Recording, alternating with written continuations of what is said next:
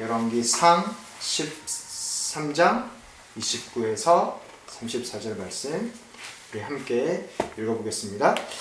예언자는 하나님의 사람의 죽음을 나귀 등에 싣고 자기의 성읍으로 옮겨와서 고골한 뒤에 묻어주었다. 그 죽음을 자기의 무덤에 안장하고 나서 그 늙은 예언자는 아이고 내 형제여 하면서 통곡을 하였다. 장사를 마친 뒤에 그는 자기 아들들에게 말하였다. 내가 죽거든 너희는 나를 이 사람이 묻힌 곳에 같이 묻어다오. 나의 뼈를 그의 뼈 옆에 두어라. 그가 주님의 말씀을 받아서 베들에 있는 제단과 사마리아 성읍 안에 있는 모든 산당을 두고 외친 그 말씀이 그대로 이루어질 것이다. 이런 일이 생긴 뒤에도 여로보암은 여전히 그 악한 길에서 돌아서지 아니하고 오히려 일반 백성 가운데서 원하는 사람은 누구든지 산당의 제사장으로 임명하였다.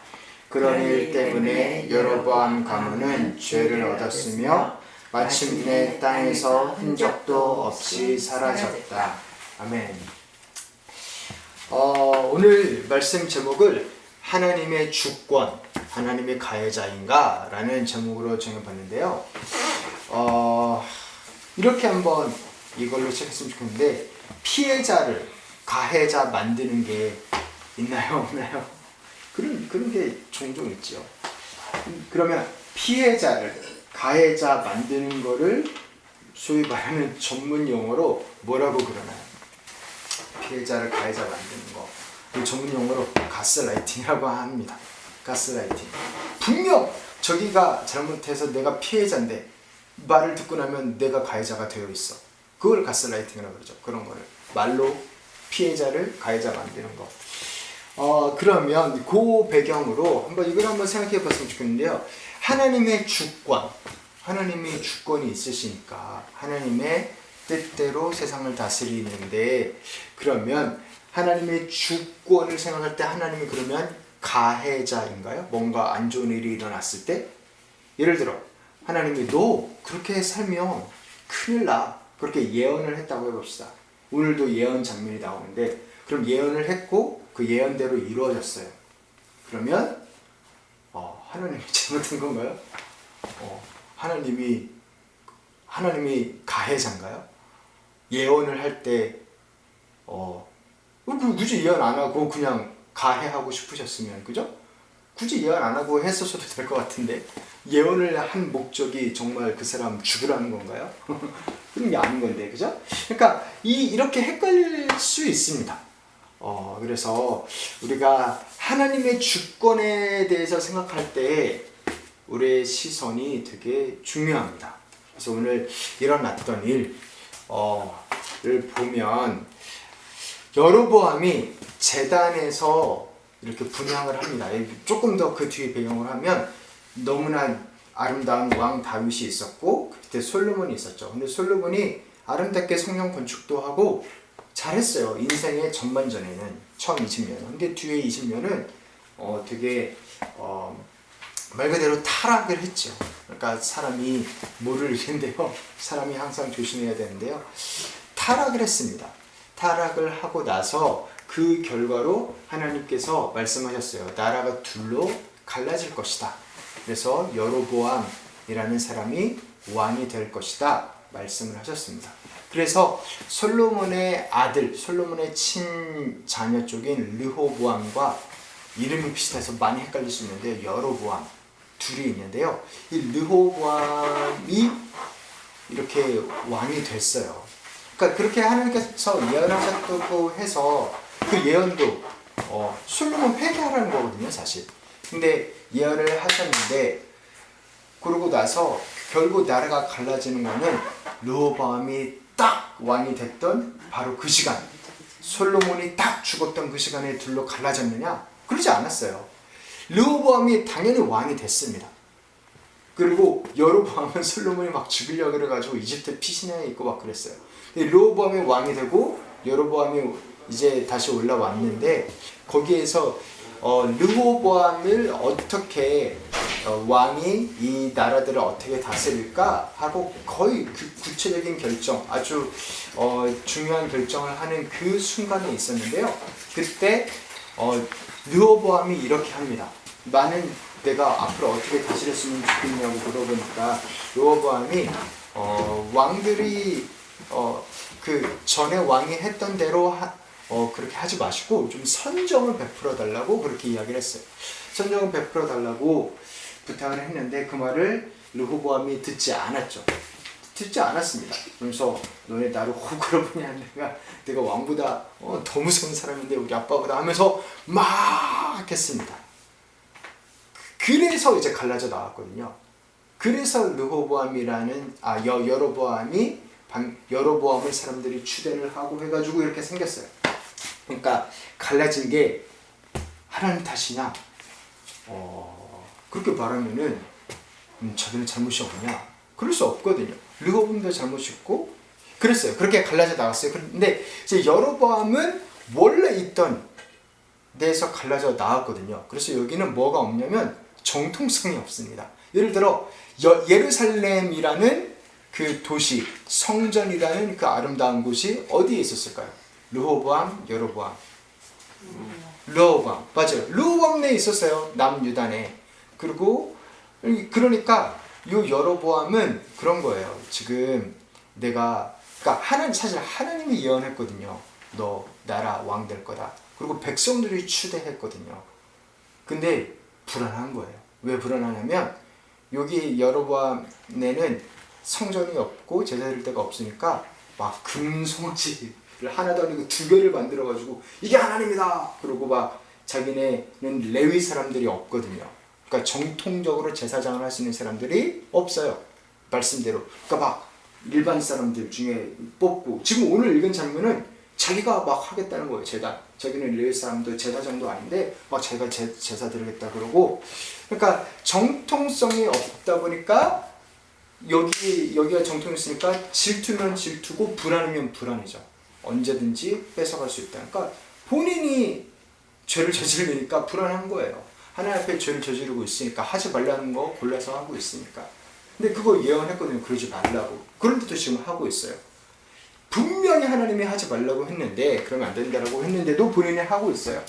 그때 이제 막 여로보암이 제사를 막 드리려고 자기가 해서는 안 되는 일인데 할 때 누가 왔냐면 하나님의 사람이 왔습니다. 그래가지고 뭐라고 그러냐면 내가 하나님으로부터 말씀을 받았다라고 하면서 받은 말씀을 외치는 거예요. 우리 같이 한번 읽어보겠습니다. 제단아 나 주가 말한다. 다윗의 가문에서 한 아들이 태어난다. 그 이름은 요시야다. 그가 너희 위에 분향하는 산당의 제사장들을 너희 위에서 죽여서 제물로 바칠 것이며 또 그가 너희 위에서 그 제사장들의 뼈를 태울 것이다. 그래서 요는 뭐냐면 요시야라는 왕이 너에게서 태어날 거다. 그 다음에 그가 너희가 분향하는 산당, 이거는 성전이 아니거든요. 성전이 아닌 산당에서 하는 그 잘못되게 하나님의 뜻을 반해서 하는 그 사람들은 죽을 거다라는 거예요. 죽을 거다라는 겁니다. 그래서 그 뼈들을 태울 것이다. 그러니까 너의 위해서, 그 여로보암 위해서, 그러니까 네가 잘못해서 너 때문에 이 사람들이 죽을 거다라는 거죠. 이거를 했어요. 그래서 오늘 전반적인 주제는 그겁니다. 이렇게 했으면 하나님 가해자인가? 이 말대로 결국엔 되거든요. 하나님이 가해자인가? 라는 그 질문을 가지고 가는 거죠. 그렇게 했습니다. 이렇게 이 예언을 하니까 이 여로보암이 깜짝 놀라죠. 그러면서 뭐라 그러냐면 손을 내밀면서 저 사람 잡아 죽여라! 이렇게 막 한 거예요. 근데 손을 내미는데 손이 안 나가. 그러면 마비가 됐어요. 그걸 깜짝 놀랐죠. 그리고 이 손이 마비가 되면서 여기서 이 말을 하면서 이거에 대한 증표로 지금 너가 분향하려고 하는 제단이 갈라지고 거기서 재가 쏟아질 거다라고 그랬거든요. 근데 그 말대로 된 거예요. 이거 얼마나 놀랐겠어요. 내 손은 마비가 됐어. 갑자기 돌이 쩍하게 갈라졌어. 뭐가 막 샥 나와. 그러니까 너무나 깜짝 놀랐죠.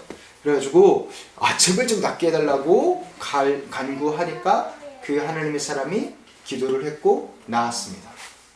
그리고 왕이 우리 집으로 가자. 집에 가서 내가 맛있는 것도 주고 선물도 주고 할게. 그렇게 이야기를 했는데 이 사람이 뭐라고 그러냐면 같이 한번 읽어보겠습니다. 비록 임금께서 저에게 왕실 재산의 절반을 주신다고 하여도 나는 임금님과 함께 갈 수 없습니다.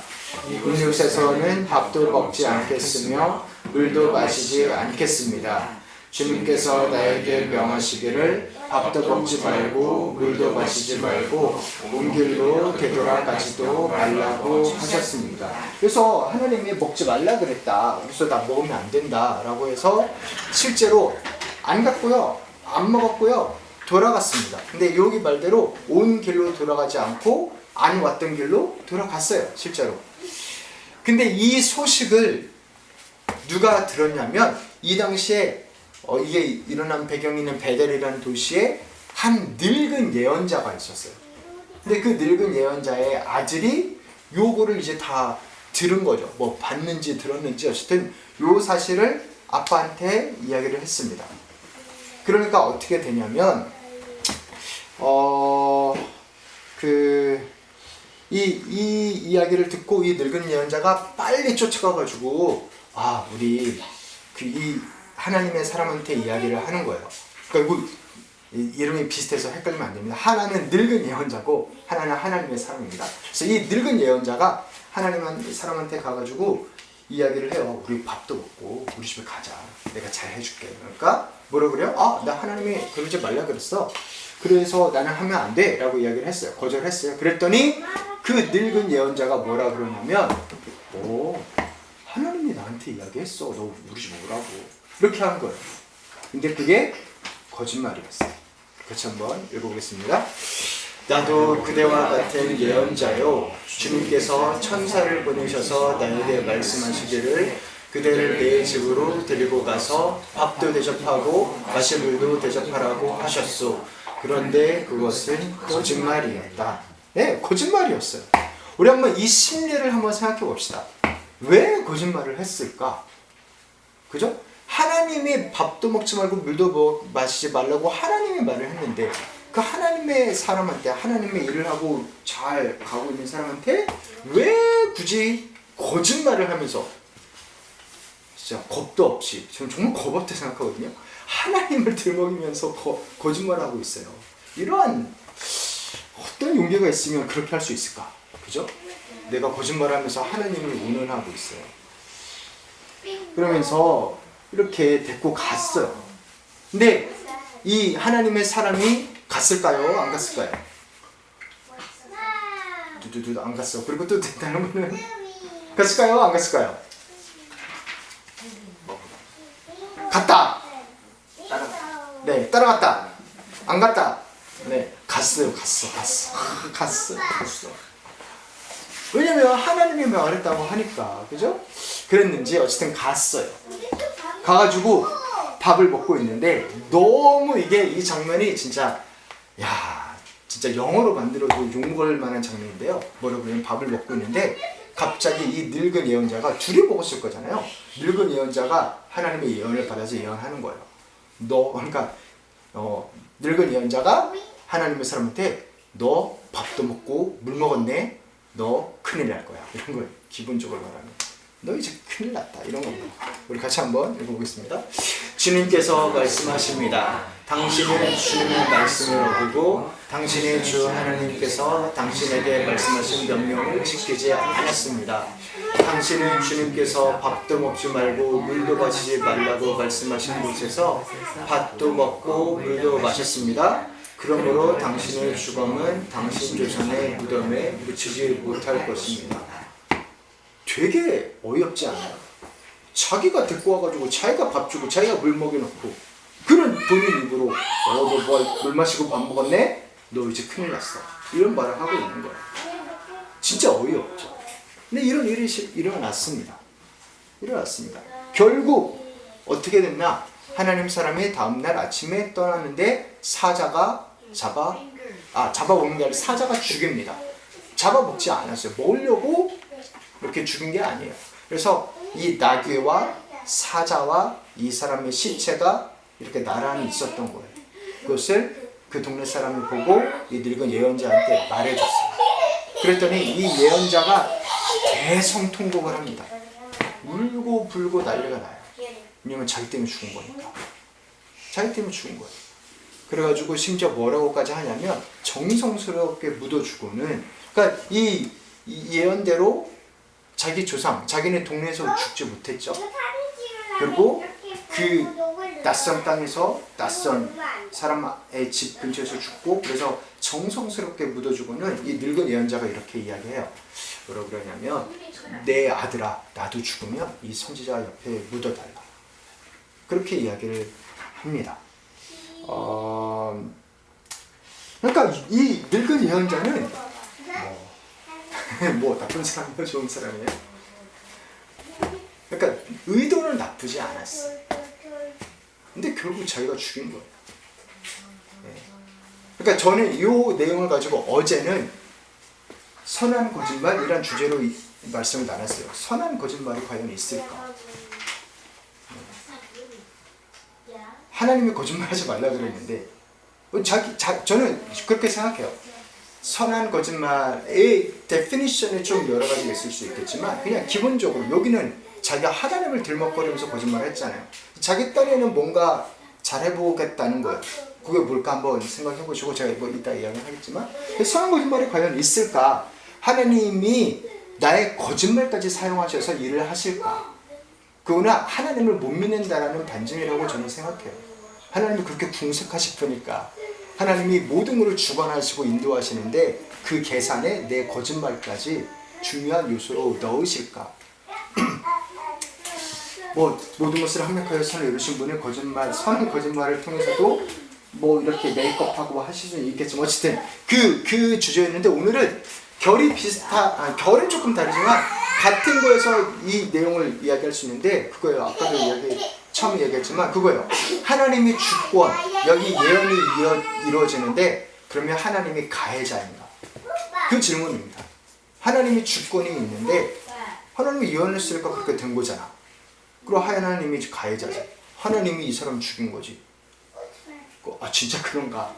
그리고 하나님 굳이 말 안 하고 죽일 수 있었는데, 그렇게 생각해보면 말 예언까지, 그러니까 미래를 알려주는 예언까지 한 이유가 정말 너 죽일 거야 한 다음에 그렇게 죽이는 건가? 그러니까 이 문제, 그러니까 이 현상을 우리가 잘 이해할 필요가 있습니다. 하나님의 주권에 대해서 다른 말로 하면 오해를 하면 안 되죠. 그래서 그래요. 이렇게 됐어요. 그 다음에 하는 고백, 요게 중요한데, 이 늙은 예언자가 하는 고백, 여기에서 사실 이 사람의 의도, 그러니까 뭐 선한 거짓말이라고 한다면 그 굳이 거짓말까지 하면서 하려고 했던 이유가 좀 나와요. 그게 보여요. 뭐냐면 이건데요. 같이 한번 읽어보겠습니다. 그의 말씀을 받아서 베들에 있는 제단과 사마리아 성읍 안에 있는 모든 산당을 두고 외친 그 말씀이 그대로 이루어질 것이다. 결국 한 고백이 이거예요. 하나님이 하신 말씀은 이루어질 거야. 여기서 유추해 볼 수 있는 거는 이 하나님의 예언이 뒤집히길 바랬던 겁니다. 우리 집에 데리고 와서 내가 잘 대해주고 잘 먹여주고 하면서 이 하나님의 예언이 좀 뒤집혔으면 좋겠다라는 마음이 이 늙은 예언자한테는 있었던 거죠. 늙은 예언자는 이 하나님의 사람을 해코지하고 막 죽이려고 한 거 아니에요. 너무 후회하면서 슬퍼하면서 그러잖아요. 그러니까 뭐 의도는 나쁜 건 아니었어요. 그리고 선하다는 그 의도는 뭔가 거짓말까지 하면서 하는 그거는 이거였어요. 하나님의 말씀이 좀 뒤집혔으면 좋겠다. 그렇게 생각할 수 있었던 이유는 그거예요. 그 하나님의 예언을 받고 여로보암이 손을 내밀어서 좀 잡아라 했는데 손이 마비됐죠. 근데 하나님의 사람이 기도하니까 그 마비가 풀어졌어요. 그래서 이렇게 생각했을 수 있죠. 하나님의 사람이 한 말인데 또 이 하나님의 사람이 기도하면 그게 뒤집힐 수도 있지 않을까라는 생각에 했는데 그게 아니었죠. 그래서 결국 고백하는 게 뭐예요? 하나님의 말씀은 이루어질 거다. 하나님의 말씀이 이루어질 거다. 나는 그걸 좀 막아보고 싶었는데 그게 아니었다 라는 거죠. 그런 거였습니다. 그래서 이러한 사실 엄청난 일이 일어났죠. 엠몬 사람이 죽는 이런 일이 일어나고 여로보암이 돌이켰을까? 그 왕이 자기의 잘못을 뉘우치고 회개했을까? 이랬습니다. 우리 같이 한번 읽어보겠습니다. 이런 일이 생긴 뒤에도 여로보암은 여전히 그 악한 길에서 돌아서지 아니하고 오히려 일반 백성 가운데서 원하는 사람은 누구든지 산당의 제사장으로 임명하였다. 안 변합니다. 그래서 그 결국 어떻게 됐어요? 우리 읽어보겠습니다. 그런 일 때문에 여로보암 가문은 죄를 얻었으며 마침내 땅에서 흔적도 없이 사라졌다. 아멘. 그래서 자, 생각해 보자. 누가 가해자인가, 누가 피해자인가? 누가 가해자인가, 누가 피해자인가? 그래서 요거를 이제 하나님의 예정과, 그러니까 하나님이 인도하시는 것과 사람의 책임에 관한 것이기도 한데요. 그죠? 피해자, 가해자를 따지려면 누구한테 잘못의 책임이 있는가를 묻는 거잖아요. 그럼 그 책임. 하나님이 예언했으니까 일어난 거지. 난 아무 책임 없어. 그런가? 네.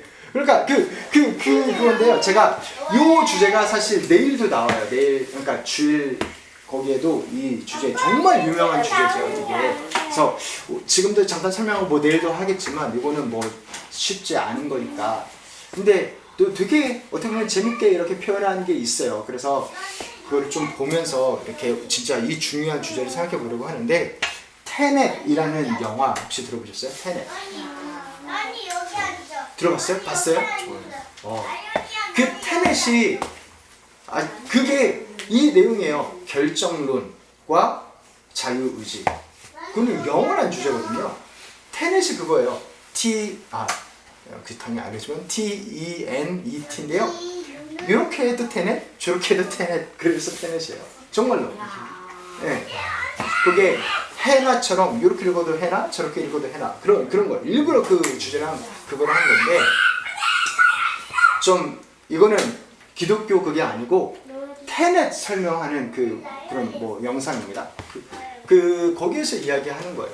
여기가 계속 그러니까 자유의지와 예정에 관해서 이야기하는 거니까, 뭐 섭리, 아니 뭐 그러니까 결정론, 뭐 예수님 믿는 사람들이 예정, 섭리 이런 거 이야기하고 다른 사람들은 안 믿는 사람은 결정론 그렇게 표현하죠. 지금 그 얘기인데 이겁니다. 보면 신이 오늘 그러니까 예언을 했어요. 너 이 주인공이 이분이 이 순댓국밥을 얼마나 맛있는 순댓국밥을 내일 먹을 것이다. 오. 그러니까 한번 생각해 보세요. 신이 오늘 예언을 하기를 주인공은 순댓국밥을 먹을 것이다 라고 하면 내일 주인공은 분명히 순댓국밥을 먹을 거예요. 그렇게 돼요. 근데 요 똑같은 건데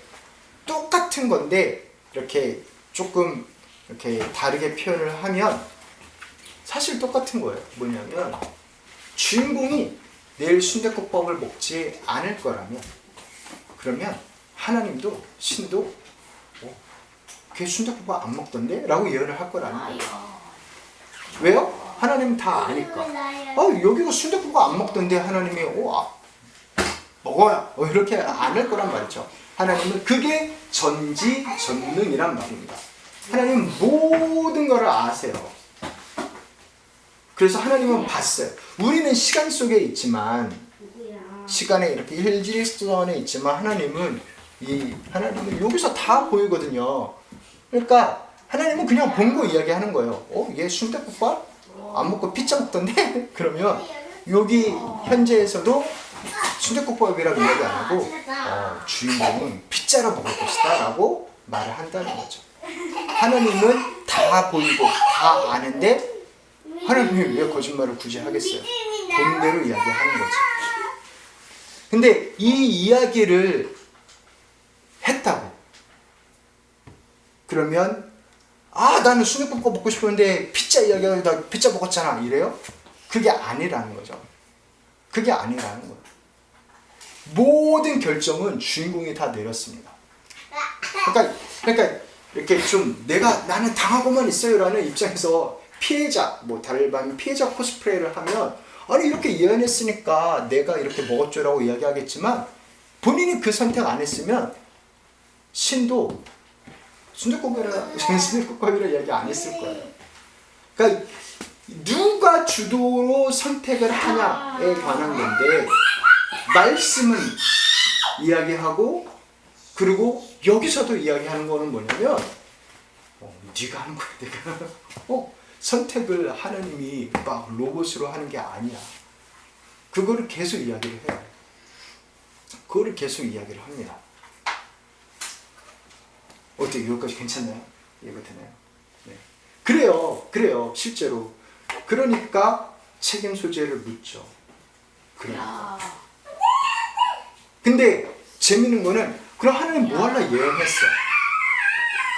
어차피 그대로 될 거야. 그럼 예언이란 걸 왜 할까? 이제 그 질문에 대한 대답을 우리 생각해 볼 수도 있고 뭐 사실 뭐 내일 좀 더 얘기할 수도 있는데요. 일단 예언 하나만 보면 그게 그렇게 되라는 거예요, 말라는 거예요.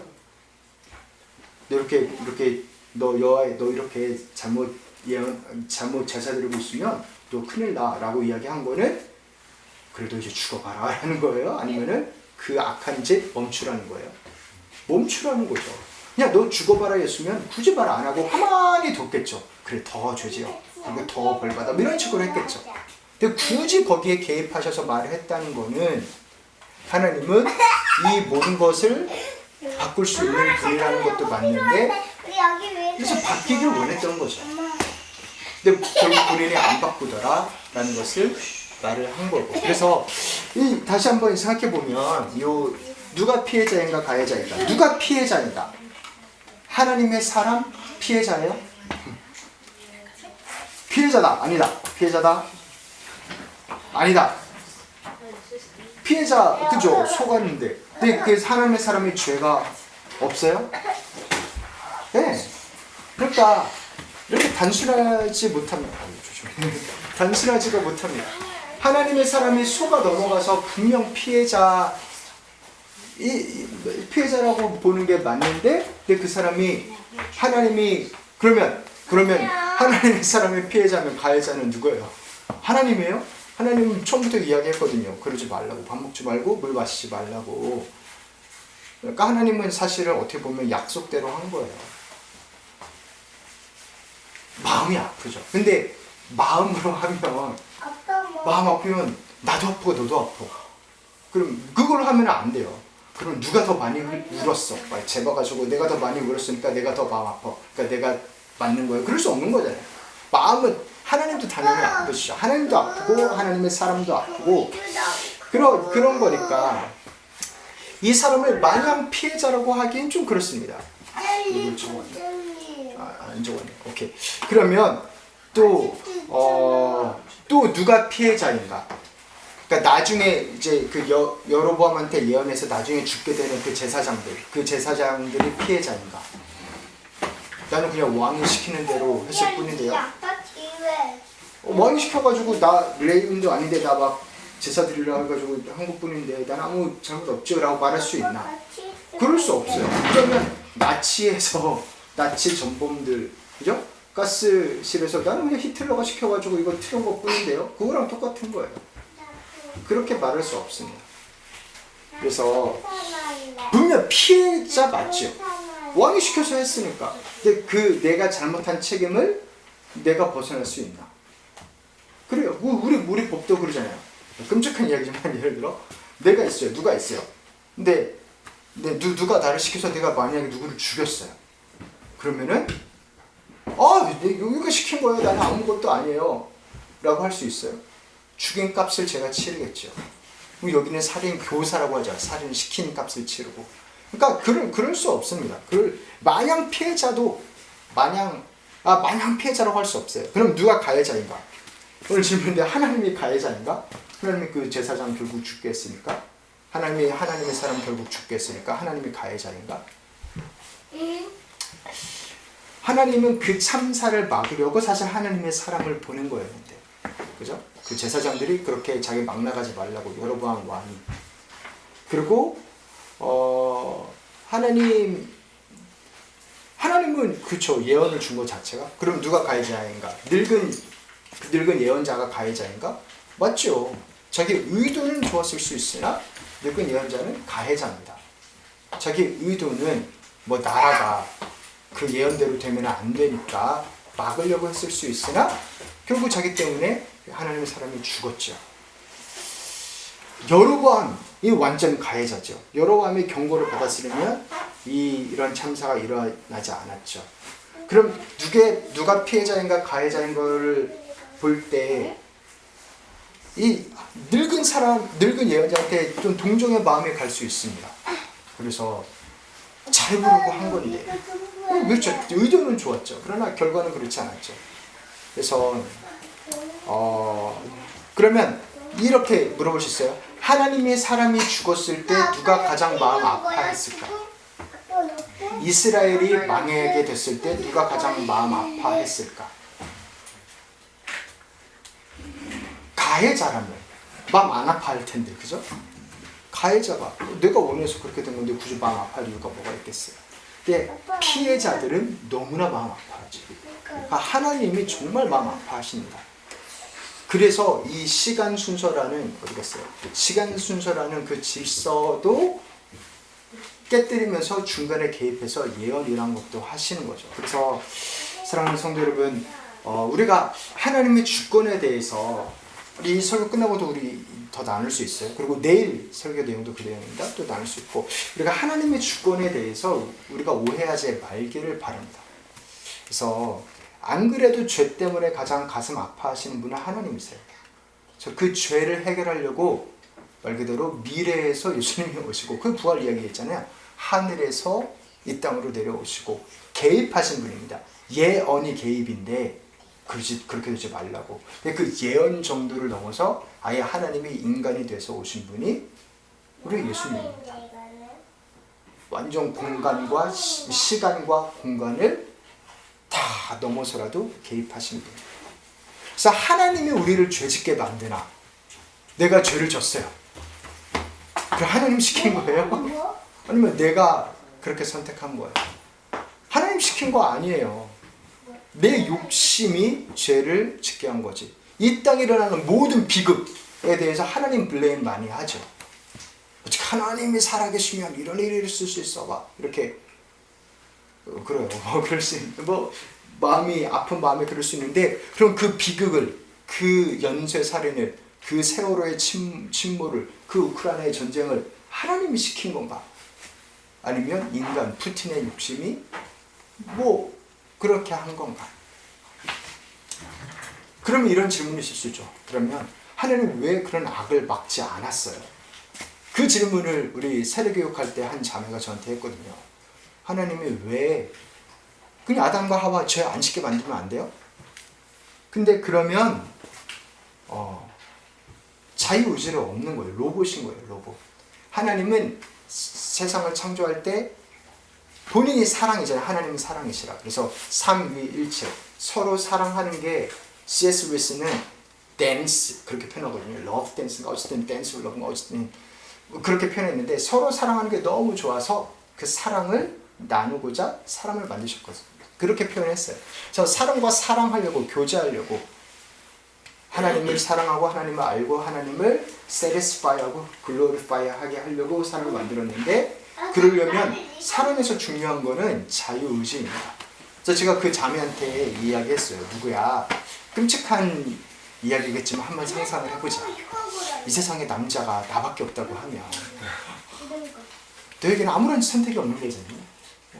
결혼 안 할 수 있는 선택이 있긴 하지만 어쨌든 그런 거는 사랑이 아니죠. 그런 거는 선택을 할 수 있고 내 의지를 발휘할 수 있어야 사랑이라 표현할 수 있죠. 이 5만 가지 중에서 나는 너를 택했어. 그게 사랑인 거잖아요. 시간과 돈을, 사람을 선택하는 거. 내 감정과 반응과 행동을 그거에 맞춰서 선택하는 그 모든 게 다 사랑의 결과입니다. 내가 뭐를 사랑하느냐. 네. 내가 뭐 유튜브를 사면 그 시간에 유튜브 보고 있겠고, 그죠? 그런 거죠. 그러니까 그런 거니까 자유의지와 선택을 하나님은 아주 처음부터 존중하시는 분이세요. 그 결과 죄가 이 땅에 들어오고 자기 아들을 죽여야 될 정도로 하나님은 자유의지라는 그 가치를 절대적으로 사수하시는 분이십니다. 그럼 하나님의 섭리는 뭐냐면 이게 나와야 되는데 사실 하나님의 섭리는 뭐냐면 찾아봅시다. 우리 로마서 8장 28절.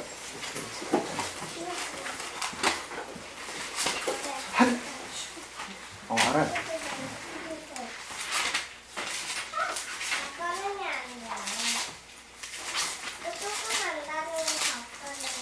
이게 마지막 구절이에요.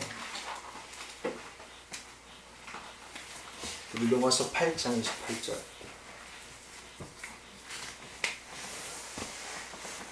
우리 같이 한번 읽어보겠습니다. 하나님을 사랑하는 사람들, 곧 하나님의 뜻대로 부르심을 받은 사람들에게는 모든 일이 협력하여 선을 이룬다는 것을 우리는 압니다. 이게 하나님의 섭리입니다.